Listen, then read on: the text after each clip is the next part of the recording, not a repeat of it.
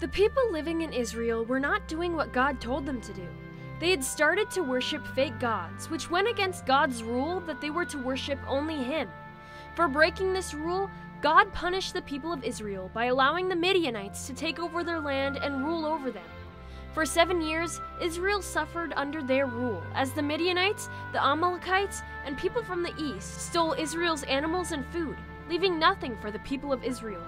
The people complained to God, so He sent someone who could explain that everything that was happening to them was punishment for their sin and rule breaking. During that time, there was a young man named Gideon.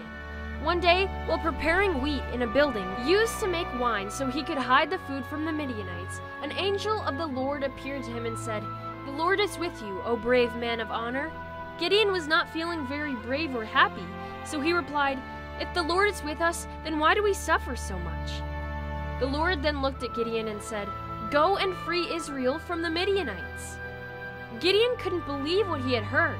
How could he, a young man from a small, weak family, be able to free Israel from the Midianites? The Lord told Gideon that He would be with him. God was going to give him the strength to fight the Midianites, and He would give him victory.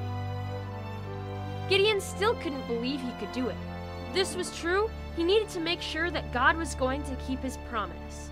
He then proceeded to ask the angel of the Lord for a sign.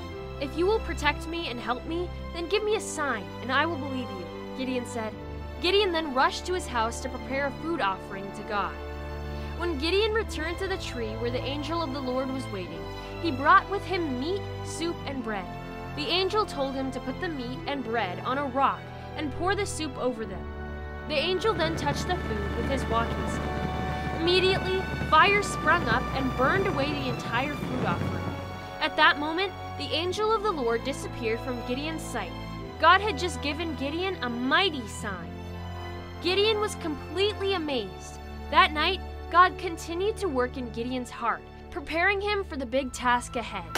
He told Gideon to destroy the false gods in his father's house. These false gods were what got Israel in trouble. Israel was still foolish enough to believe that a wooden statue could help them, instead of trusting the one true God. As God had commanded, Gideon destroyed the false gods, and in their place, Gideon built a place to worship God, and he made another offering. Gideon was still unsure about leading an army to face the Midianites, so he asked God for another sign. This time, he was going to lay a piece of wool fleece outside overnight. If there was dew on the fleece and none on the dry ground, he would be sure that God was with him. The next morning, Gideon found that the fleece was wet, but the ground around it and everywhere else was dry. God had heard Gideon and gave him a sign. But poor Gideon was still scared, so he asked for the opposite to happen to the fleece. This time, he asked God to make the ground wet, but keep the fleece dry. The next morning, Gideon found that the ground was wet and the fleece was dry. This time, Gideon knew that God was really going to use him to save Israel from the Midianites. The next morning, Gideon and thousands of men gathered together, waiting on instructions from the Lord. God told Gideon that too many soldiers had come. If they won, they would surely take credit for themselves and not give it to God. God told Gideon to let all the men who were scared to go home. After Gideon made this offer, 22,000 of the 33,000 warriors walked away. There were only 10,000 left, but God said that was still too many. Gideon continued to trust God, and he took the warriors who were still there to a stream of water, as God had told him. God told Gideon to send home any of the men who bent down to drink from the stream like dogs. Those who scooped up the water in their hands could stay. Out of the 10,000 remaining, only 300 men were left. On God's orders, Gideon sent thousands of warriors home, leaving Gideon with an army of 300 men. God really wanted to show Gideon that victory comes from the mighty power of God and not by the strength of men. That night, Gideon and his little army looked down at the huge Midianite camp. Gideon trusted God, but the Midianites were so many. God told Gideon to go down to their camp and spy on them.